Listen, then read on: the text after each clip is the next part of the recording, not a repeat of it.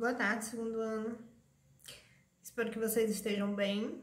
Para começar, dizer que vocês precisam ficar tranquilos, que vai dar tudo certo e que eu espero realmente que a gente possa voltar à nossa rotina normal. Mas enquanto isso não é possível, nós vamos seguindo por aqui com as nossas aulas remotas, aulas à distância, mas priorizando pela qualidade de ensino, tá certo? Pedir desculpa desde já, porque nós estamos aqui nos adaptando a uma nova realidade, então é tudo muito amador ainda. Certamente muitos de vocês dominam essas tecnologias bem mais do que nós, professores, isso é notório, mas a gente vai ter que ir sem muito tempo para ir nos adaptando. Então, a pressa, a urgência fez com que a gente começasse essas aulas assim, dessa forma. Então, a gente pede um pouquinho de paciência de vocês, tudo bem? Olha, nós vamos iniciar, continuando ainda, na verdade, o nosso estudo de história com o tráfico negreiro, tá certo? Então, no final do vídeo, eu coloquei a página, você acompanha, se aprofunda no livro. O ideal é esse, que o aluno tenha esse aprofundamento do livro didático. E vai dar tudo certo. Vai dar tudo certo, se Deus quiser. Gente, tráfico negreiro começa no Brasil a partir do século XVI, bem recente, aliás, muito recente, a partir do momento que os portugueses fixam-se no território brasileiro e com a efetiva fuga dos índios. Como não foi possível esse trabalho escravo por parte dos indígenas, como era o esperado pelos portugueses, e também porque os jesuítas interferiram nessa escravidão indígena, a gente sabe disso, iniciou-se aqui no Brasil o tráfico negreiro, não só para o Brasil, mas outras regiões da América. Nós sabemos que os portugueses e espanhóis aderiram ao tráfico negreiro para que pudesse substituir a mão de obra necessária na exploração desse continente. E esse tráfico negreiro, gente, ele vai começar a ser praticado pelos países da Europa, sobretudo Portugal e Espanha, porque começaram já a colonizar o território da América.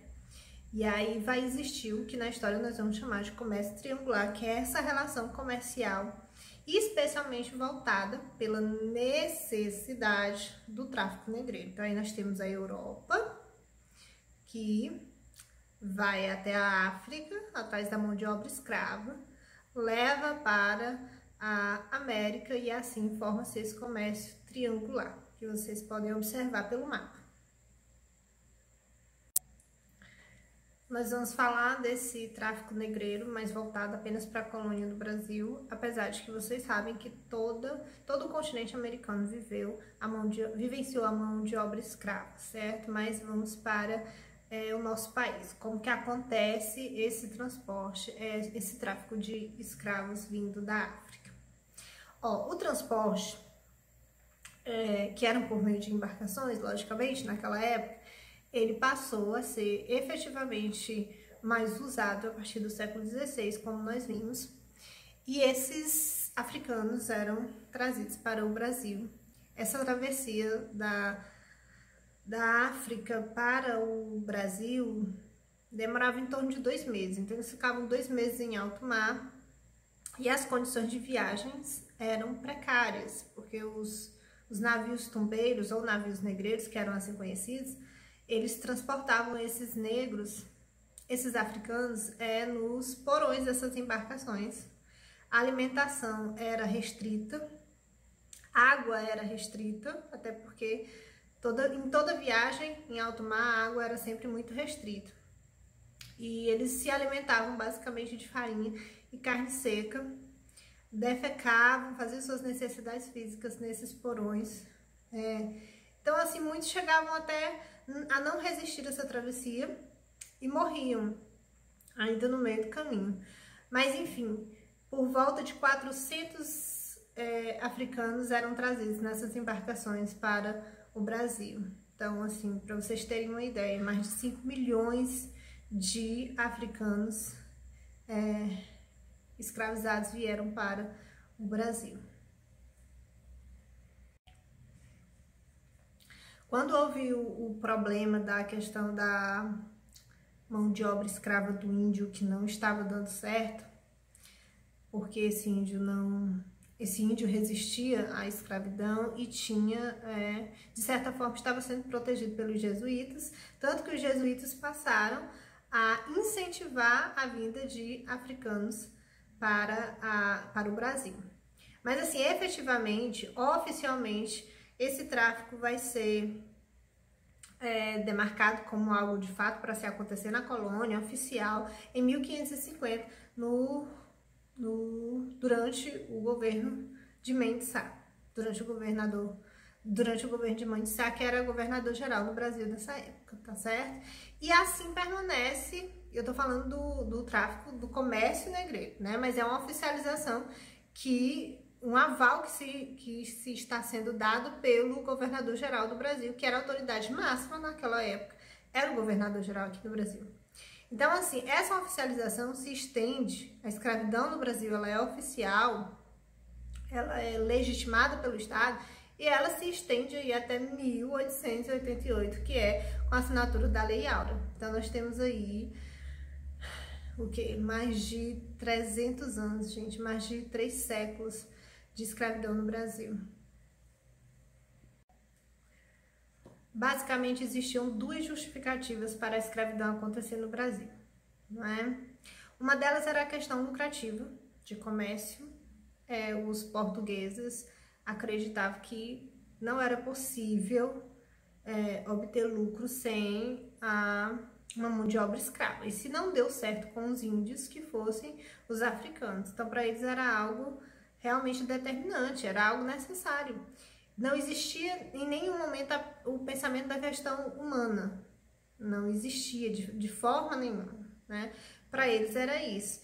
E teve a questão do incentivo dos jesuítas, porque os jesuítas, na sua missão aqui no Brasil, se afeiçoaram aos índios. Para eles, os índios eram aqueles que precisavam de salvação, e virou uma questão de missão mesmo, né? Essa catequização do indígena, e passou-se a proteger esse índio. Os jesuítas, no caso, em contrapartida, incentivaram sim a escravidão do africano aqui no Brasil.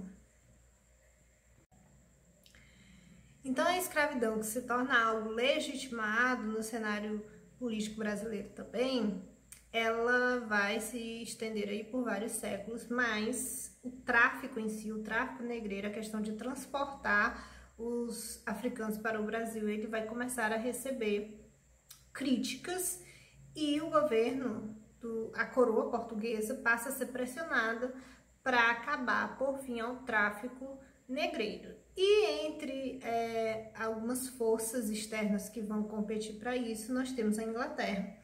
É um país que vai pressionar a coroa portuguesa para abrir mão do tráfico negreiro, porque eles vão criar uma lei, que é uma lei inglesa. Obviamente, eles não poderiam interferir tanto assim no Brasil, na colônia brasileira e em Portugal, mas eles criaram uma lei inglesa em que proibia esse tráfico negreiro, e caso os ingleses encontrassem embarcações que transportassem negros para a América, esses escravos seriam libertos, e essas embarcações, inclusive, elas poderiam ser naufragadas por essas embarcações inglesas. Essa era a determinação. Que a Lei Bill Aberdeen, criada em 1845, tanto que a proibição do tráfico negreiro aqui no Brasil, ela vem 5 anos depois, ainda demora-se muito.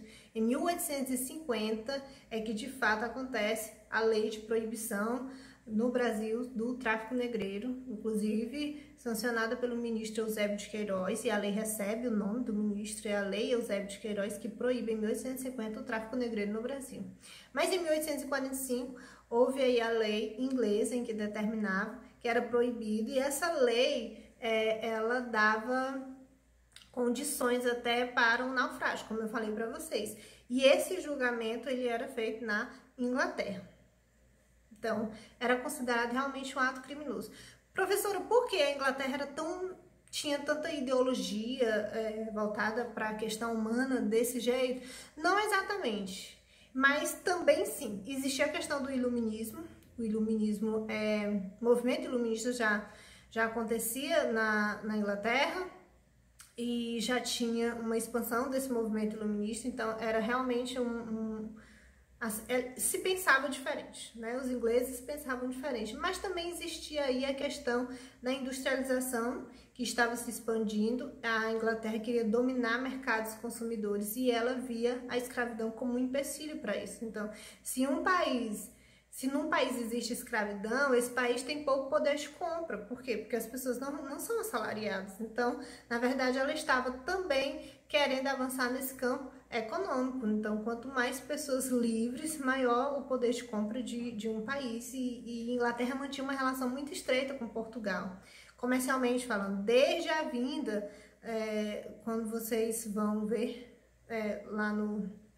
A gente vai ver também a questão da vinda da família real para o Brasil, já é aí com estreitando esses laços com a coroa portuguesa. Os ingleses é que vão trazer, basicamente, vão escoltar a família real até o Brasil, e os motivos a gente já sabe, mas em outra aula eu vou falar sobre essa questão da vinda da família real, não é? Porque cronologicamente ainda não é o momento. E para já adiantar a questão da cronologia e iniciar com o tráfico negreiro, mas também chegar ao final desse tráfico negreiro, adiantar em 1850, que é sancionada a lei aqui no Brasil por Eusébio de Queiroz, em que determina o fim do tráfico negreiro, que ainda acontece clandestinamente, mas que não dava também, não é, para não acontecer em se tratando de Brasil. Então sempre se dava um jeito, esses comerciantes, de trazerem esses escravos africanos para realmente aconteceu a lei, e gradativamente isso foi de fato cessado no Brasil. Mas acabar com o tráfico negreiro não significava dizer acabar com a escravidão. Então, quem já estava aqui vindo da África como escravo ia permanecer aqui, não é? Como escravo. Filhos de escravos seriam escravos, não é? Então, o que foi que mudou nesse contexto? Mudou que houve uma intensificação do tráfico interprovincial, que é aqui no Brasil, interno, províncias entre províncias. Então, muitos escravos que estavam na região Nordeste, por exemplo, foram para a região Sul, porque, por exemplo, a produção açucareira, que é o segundo ponto aí, que estava concentrado na região Nordeste, passa por um declínio. Esse africano, ele tinha vindo justamente para trabalhar na questão da produção da cana-de-açúcar, mas aí acontece que também as questões econômicas vão mudar o foco, não é? Aí vai surgir depois disso o café como principal produto, e tudo na região mais voltada para a região sul. Então vai mudar também essa questão política e econômica do Brasil. E aquele dinheiro que a coroa investia no tráfico de escravos passava-se a ser voltado para outros setores, como a industrialização, que nunca se firmou durante esse período. A industrialização tardiamente chega no Brasil, de fato. Existem tentativas, mas infelizmente todas as tentativas foram falhas. E na questão das ferrovias.